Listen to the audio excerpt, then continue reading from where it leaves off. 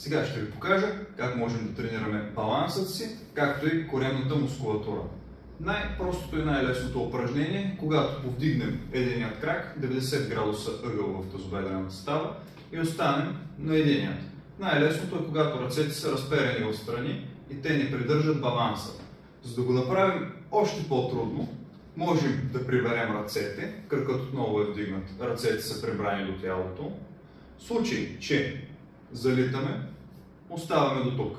Ако и това е лесно, вече следващото е, освен че сме прибрали ръцете, затваряме и очите.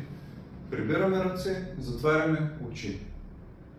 И можем да го вдигнем още едно ниво по-нагоре. Започваме да си ротираме главата наляво и надясно. Тук повдигаме крака, затваряме и започваме лекичко наляво и надясно. Благодаря ви за